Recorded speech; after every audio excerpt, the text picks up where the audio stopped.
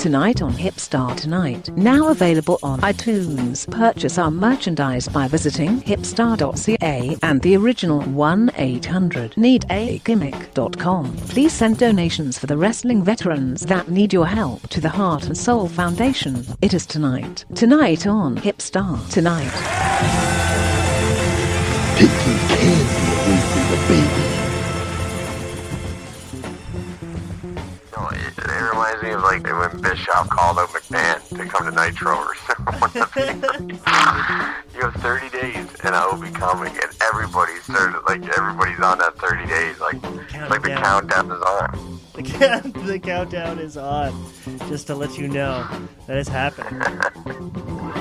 What a fucking mark. Thursday, July 27th, 2017. I have had a change of heart. I feel different after the last 2 days, but Jay, you're more excited. You've been the most excited I've ever seen you about a show. It's like you like the hate. You love the heat. And you're like, oh, this is great. Whoa, I love people. I love to hate people. But like, I feel guilty afterwards. That's like the thing of being a Libra. I feel immediately guilty, and I feel like a change of heart, man. I feel, I don't know. I don't know how you get off on it. Like, what's with that? That's sick. Two things, Hipstar. First of all, I'd like to thank the listeners for giving us our highest week in ratings because of those two shows. And I know that you feel bad, but it did generate some really good ratings. It's been a while, and, like we need the listens, so. Yeah, and number two, it's just like, I don't know, I think it needed to be said, but I still think that's the problem I am happy that you don't feel that good about it, because we can't be doing the same show all the time, especially on the social media Wednesday. You're right. It's a Thursday, actually, but... heat on the promoter sort of thing, and I think all you're worried about is Crystal Plum, but I mean, you said you weren't going to bring that name up until the 30 days, so I mean, you don't have to worry about that. It's 28 now. As far as Hutch yesterday, like, it doesn't really matter. Well, I know it doesn't. I haven't talked to him since, but I mean, they were once upon a time. Maybe I made the decision that they're not anymore, but they used to be good friends. I feel sad that he used to be my good friend too, but since the death of Hogtown Pro, I don't think he that we're just using people. Feels the need to talk to me. He wants to be friends with Jordan, and it's not like there's old friends too. You can't be like, oh, he's got a new friend, he doesn't want to be my friend anymore. No, man, like people still want to chill with you. You can't think that there's like instant hate. We're too old for that. I mean, at one point, Barry Windham was in the Four Horsemen, and the next thing you know, Lex Luger was. Exactly, right? And then there was 5, and then there was 4, and then there was 4, and there was 5, and then, this guy, did some bad things in his life. And Hutch just has to understand, and if Hutch is listening, there's just one thing I would like you to understand, Hutch, is like, Ben Golly was never the character of the world. It wasn't the most over gimmick in the world, and if you're not getting your gimmicks back, the exotics, it's a big deal to go make some new ones. He always could do that. That costs more money, and now he's investing more money in that. Has anybody ever asked Barricade what he thinks of all this? I know. What happened to him, that poor guy? It's like that guy is like... that was your tag partner. Well, it was. I still have multiple personalities, so I'm going to say, like, it was Ben's partner. Ben, like, teamed with him. And the Hipstar, tags with Smiley guys who fucking put on face paint that droop on their opponent. And that didn't really make sense as a tag to me either. I didn't quite get that. I wasn't appreciative of it. But that's what you get. We're not going to go to the emails right away. I know we're building up to social media. That's what I get heated at, though, is because I kept saying June. Yesterday I did, yeah. I was fucking baked. Yeah. I was so baked. As much as now, because now, like, I've been saving my money well, and I think that the dispensaries are not that expensive. After all, if I just keep picking up in 20s, and then by the end of the day, by the end of 2 days, they're just like a pack of cigarettes, and they're just gone. Man, see, I messed myself up. I've been making a lot of fucking regrets, and I know deep down that it's not what I want to do. It kills me. I feel guilty about it, especially when I use my hate. Cigarettes, weed, vices, gambling, women, heat. And then I push people out of my lives because I want everything all at once, and then I just all fucking push them away after that. Once I get them, it's selfish, and it's like I've had wrestling, and then I just shut all those friends out, and I just want to say I'm sorry. Man, I mean, it was a week of solid shows. The highest ratings we've ever had. Like, it was a 0.8. And fucking, on top of that, I got 2 bookings out of it because of the La Chris LaPlante episode. So, I mean, I'm happy. Those are good episodes. To truth down, it was kind of... some of the people are bitching about it, but, like, fuck, let me ask you this. What? Would any of them have their names mentioned anywhere else in the wrestling bubble if it wasn't for the show? No, absolutely not. That's why really people listen. Cares to talk about these guys? It's true. It's true. The fact that people actually have to say the acronym CWO just makes me sick. I don't want to do it. It makes me feel really fucking gross afterwards that I have to talk about. Promotion at all. Yeah, man, I don't want to do it, but I know it's my job, and oh gosh, it's just kind of, at the end of the show sometimes I just throw up. Everywhere. I'm working on a guest from the CWO, and I will unveil the name. Okay. Somebody brought to my attention over the weekend that it's a female who has done many a podcast with Danny O and the former O show, but great show. Jules Malone expressed interest in coming onto the podcast, and I think well, why not? Like, we can get some dirt on it's perfect. Some of these old podcasts and see where we went wrong in the day, and I don't know if the fans are into it, but maybe we could put the poll up on hipstar.ca. Well, it's on there already, so check it out. Go on hipstar.ca and check out the links. And now with this recent contract purchase, which, again, I wish I don't claim these things right away and I do them before thinking about them, but it is owned by the original 1-800-NEED-A-GIVE-MINUTE.com. It's their property, and it's been hotter than ever. A lot of people are hashtagging it, so thanks for all that, because it means a lot. It's just one more thing before you get to the next point, Hipstar, and going into the break. That was something that I had thought about when we did the episode from yesterday. And I'm gonna put his name out there on air right now. I don't give a shit. I mean, the reason that 1-800-NEED-A-GIVE-MINUTE became the original 1-800-NEED-A-GIVE-MINUTE.com is because Hutch Henry himself was going to buy the domain and promised us all these fucking royalties off of him owning the domain and selling his Hogtown shit up there. Oh, come on, and Jay. it never happened. I know, but you know what? Like, we have to put that aside because Hutch has done well for us. Think about it, man. What? Think about it. Like, this has happened to you before. You can't say this is the first time. Remember the times at the TWA Powerhouse when he's like, guys, I'm going to have you as trainers, and you're going to have tanning beds in the back, and you're going to have a bunch of students. Remember that? We were just promised. And did it ever happen? Did it ever happen? Yeah. No. So it's like you're acting like this. You're surprised that Hutch did this. Hutch didn't have the capabilities, but we can't blame him for dreaming. Well, I just like people to be held accountable for the words that they said. Like, when you break into the business, your word means a lot. And as far as I'm concerned, and Hutch broke a lot of words, as much as our former boss being Frank Thorne. Yeah, Frank Thorne. Who saw Frank Thorne drop me a note.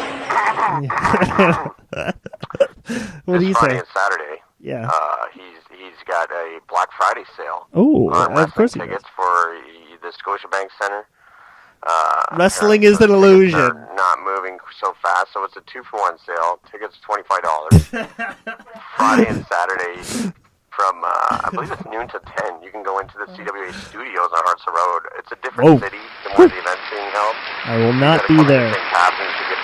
I'm not booked. And, I don't know if the fans think that's already purchased tickets to the event, but right now, Black Friday sale, general admission tickets, $25. You buy one, get one free. This Friday and Saturday over at the pack the house studio. because we have to make it look busy. Yeah, please come. Wrestle-illusion. Wrestling is an illusion. Check it out. Yes, the biggest event the CWF puts on all year long. Like, what we do is the self-proclaimed Canada's WrestleMania. What we do year after year for Wrestling is take all of our summer tour money and dump it all into one show and lose it there. We could do that. Yeah, just throw it all into one pot. Just spend it all at once. Buy one, get one free Friday and Saturday over at the studios, CWF Studios. Information at cwfstudios.com. Man, I'm so broke in this end of the year. Thank God it's almost New Year's. But remember that one time we spent all our money at once and we got La Resistance to come? Oh, man. That was awesome. Dirt sheet reports out there saying that Hornswoggle versus Sniper Randy Vaughn is going to be a 5-star. Well, you're damn right. Meltzer's going to be there with his pen and paper doing it old school. And he's going to be just taking it in. He'll remember this and tell his wife about it. Sniper Mare versus Jeremy Elliott and Hornswoggle at 10. Yeah, that's brilliant. See, that's brilliant booking right there. That's gold. I like that. I think we're on to something with the main event of Carlito versus Eazy-E. And that's the booking right there. Yeah, 2. It's a match. It's a return match. Match made from hell. Okay. You know. Well, it's Sniper Mare versus 2 midgets. So that should be good. Well, that's it looks good on a poster. And you put on some tickets and you say that's like the gold edition. You get the gold tickets, then it's that match. Word on the street is that like the beautiful Bia, who is the CWF Women's Champion, that they actually bought Fug Dalton's old belt. Oh, and yeah, of course. She's got like the new CWF Women's belt is Fug Dalton's old. Apparently he bought the NWX. Yeah, he's using it as his NXT. It's the combination of the territories. He's kind of sweeping up at this point. For a guy that I have so much heat with, he's picking up everything. He's swooping. Well, how much do you think he spends money on NWX? Like, how much do you think that's worth? How much does he spend on wrestling? Let's just broaden it out to that. Wrestling is his life. Money, man. He's Thorne's been around since the beginning of time. He has, yeah. God bless him, man. Like, make your way down to the studios this weekend. Black Friday sale is on. Fuck. It's coming for you. And it sounds exciting. It looks good on a poster, and it kind of pisses me off that you say that the most relevant, current, modern wrestler does not have a picture. You just put them in font and text, and that kind of really let me irks ask me. you something. If you're the family of Robbie Diltz and Sean Diltz, and you've already purchased general admission tickets at $25 per piece, so they spent $50. Yeah. And then, how would you feel like this announcement gets popped up that now you can buy one and give them free this weekend? So really, they lost out on $25. They could have spent $50. I would, if I were you, ask for that back. Would try to make a stir. And this is your chance. You've been regular fans. You've been coming to all the shows. Now's your chance to make a name for yourself. Start some shit. Like, interrupt a match. Like, do a run-in. Like interrupt a promo. Push over Chris LaPlante. Like, do something like that. Like, during a promo. It would be funny. But now it's the fans' revolution. We have banned the fans, and we have the fans that should stay. I'm not looking for the same return as what we got with the Chris LaPlante episode. No. I'm not looking for heat. I'm not looking for trash point. I'm just trying to advertise a Black Friday show. It's true. You know, it's so fun that you got some revenue for you coming into your big show. That's all I'm trying to do. So. Oh yeah, you're welcome. You're welcome. Maybe that's the format of our show now. Is like, since we have to do so many fucking shows during a week, maybe it's like we got to get angry first and let it all out. Hey, you, Davin, fuck you, you suck. And then you just, like, you feel released. And at the end of the week, you're just good. By the midweek, by Wednesday, I should be mad at putting free plugs out for Black Friday for people that don't even like me. Exactly. But I still do it for the love of the business. It's true. You know? It's true. And, I wish I had it in my heart to do the same. I just know that I'll get criticized for trying to help, and it's just as you did, and it just seems... I just take everything so goddamn personally. I really need to stop putting my heart into everything because my decisions are terrible. I'm a terrible decision maker. And it probably has something to do with how much I rely on my vices. I love them, and I need to stop persuading myself. I don't think you need to worry about that, Hipstar. If I can give a piece of advice, something that's helped me. I used to be bitter. I used to be aggressive. I used to hate the business. Of course. Until I started studying Ron Hutchinson, and I realized at that age, like, I'm not going to be able to leave the business. I'm going to have to be like Ron, who just sort of is there still, and all he does is drink. Yeah, maybe that's it. That's what helps him, and he promotes his drinking, and he promotes that he drinks all the time, and I'm just like, you know what? It's costly, though. Do. If you want to survive in this business at that age, you got to be drunk. But now I've climbed the ladder. Now, if I drink, then I want a smoke, and then I want a smoke. I want a bowl. It just keeps carrying on.